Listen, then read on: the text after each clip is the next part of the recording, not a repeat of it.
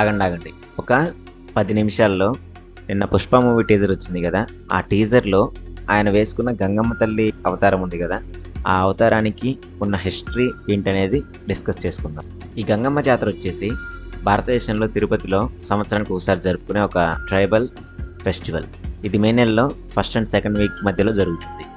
History ఏంటంటే ఈ గంగమ్మ తల్లి టెంపుల్ వచ్చేసి తిరుపతికి తూర్పు వైపు ఉన్న తాతయ్య గుంట ప్లేస్లో ఉంటుందన్నమాట ఈ గంగమ్మ తల్లి టెంపుల్. సో ఈ టెంపుల్ని తాతయ్య గుంట గంగమ్మ ఆలయం అని కూడా పిలుస్తారు. ఈ తాతయ్య గుంట గంగమ్మ దేవత ఒకప్పుడు తిరుపతి చుట్టుపక్కల పాలగొండ్లు ఉండేవారనమాట. వాళ్ళు స్త్రీల పట్ల చాలా అసభ్యకరంగా ప్రవర్తించేవారు.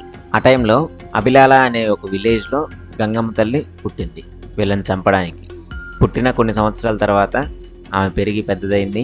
ఆ టైంలో ఈమె మీద కూడా వాళ్ళు అత్యాచారం చేయడానికి చూస్తారు. అప్పుడు ఆమె వాళ్ళని చంపడానికి ట్రై చేసింది. అయితే వాళ్ళంతా కూడా భయపడిపోయి పారిపోయి వేరే చోట ఎక్కడో తలదాచుకున్నారు. అయితే వాళ్ళని అక్కడి నుంచి బయటికి తీసుకురావడానికి గంగమ్మ తల్లి గంగా జాతరని ప్లాన్ చేస్తారు. ఈ జాతర వచ్చేసి ఒక 7 రోజుల పాటు జరుగుతుంది. అలా 6 days తర్వాత ఆ పాలగొండలు బయటకు వస్తారు. ఆ 7th డే గంగమ్మ వారు వాళ్ళని చంపడానికి చేసే ప్లానే ఇది.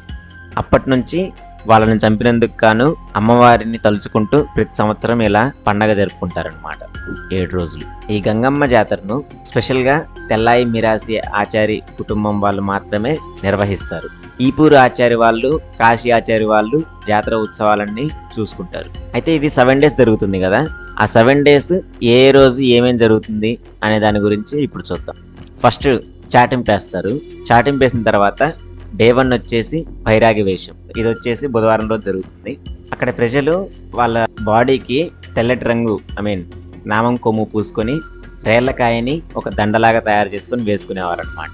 వేపాకుల్ని చేత్తో పట్టుకొని నడుముకు వేపాకులను కట్టుకుంటారు.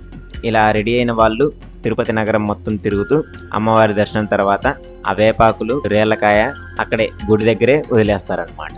తర్వాత బండవేషం సెకండ్ డే వచ్చేసి బండవేషం వేసుకుంటారు. అయితే ఈ వేషంలో ఏం చేస్తారంటే కుంకుమ ఉంటుంది కదా, అది మొత్తం రాసుకొని ఒక రిబ్బన్ తలకు కట్టుకొని గుళ్ళోకి వెళ్తారనమాట. నెక్స్ట్ 3rd డే వచ్చేసి తోటి వేషం. ఈ 3rd డే ఏం చేస్తారంటే బొగ్గు ఉంటుంది కదా, ఆ బొగ్గుని రాసుకుంటారు. అలానే వేపాకులతో తయారు చేసిన దండని వేసుకుంటారు. నెక్స్ట్ 4th డే వచ్చేసి దొరవేషం. అయితే ఈరోజు ఏం చేస్తారంటే చందనం రాసుకొని అలానే నిమ్మకాయలు వేపాకులతో ఒక దండం తయారు చేసుకొని వేసుకుంటారనమాట. నెక్స్ట్ 5th డే వచ్చేసి మాతంగి వేషం. అయితే ఈ మాతంగి వేషంలో ఏం చేస్తారంటే దొరవేషంలో పాలెగాడిని చంపిన వాళ్ళ ఫ్యామిలీస్ ఉంటాయి కదా, వాళ్ళ భార్యల్ని వాళ్ళని ఓదారుస్తారనమాట. నెక్స్ట్ 6th డే వచ్చేసి సున్నపు కుండలు.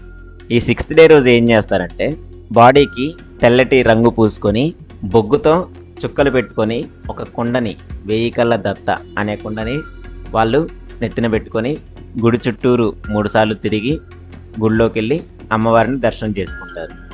Next 7th day the most awaited day. ఇదే మనకి పుష్ప మూవీలో చూపించింది. అయితే ఈ 7th డే గంగమ్మ జాతర సెలబ్రేట్ చేస్తారు. ఈ 7th డే వచ్చేసి కొన్ని లక్షలాది మంది భక్తులు టెంపుల్ని విజిట్ చేస్తారు. ఇక్కడ అమ్మవారికి వచ్చేసి పొంగల్ ఆఫర్ చేస్తారు, చీరలు ఆఫర్ చేస్తారు. అలానే బ్యాంబూస్తో చేసిన గోపురం లాంటిది గంగమ్మకి సమర్పిస్తారనమాట. వాటిని సపరాలు అని కూడా అంటారు. నెక్స్ట్ అక్కడికి వచ్చిన భక్తులకి రాగి అంబలి ప్రసాదంగా పెడతారు. తర్వాత ఆ రోజు అర్ధరాత్రి ఒక మట్టితో తయారు చేసిన గంగమ్మని, విశ్వరూపం అని పిలువబడే గంగమ్మ అవతారాన్ని ఆ రోజు ఆ గుడి ముందు పెడతారు. అప్పుడు ఒక అబ్బాయి ఒక మేల్ పుష్పరాజు అని చెప్పాను కదా, అలాగా పేరెంటాల్ లాగా రెడీ అయ్యి అక్కడికి వచ్చి ఆ విశ్వరూపం తొలగించి ఆ మట్టిని అక్కడికి వచ్చిన భక్తులకి డిస్ట్రిబ్యూట్ చేస్తారనమాట. దాన్ని చెంప తొలగింపు అని కూడా అంటారు. ఆ రోజుతో ఆ జాతర అయిపోతుంది. నాకైతే ఈ హిస్టరీ తెలిసిన తర్వాత పుష్ప 2 మీద హెవీ ఎక్స్పెక్టేషన్స్ అయితే వస్తున్నాయి. చాలా ఎక్సైట్మెంట్గా ఉంది. మీకు ఎలా అనిపిస్తుంది ఈ పుష్ప మూవీలో ఈ మాతంగి వేషం అనేది కింద కామెంట్ సెక్షన్లో తెలియజేయండి. ఇలాంటి ఇంట్రెస్టింగ్ వీడియోస్ కోసం సబ్స్క్రైబ్ చేయండి. వీడియో నచ్చితే లైక్ చేయండి, షేర్ చేయండి. సబ్స్క్రైబ్ చేసుకోవడం మాత్రం మర్చిపోవద్దు. మీరు సబ్స్క్రైబ్ చేస్తారు నాకు తెలుసు, చేయండి.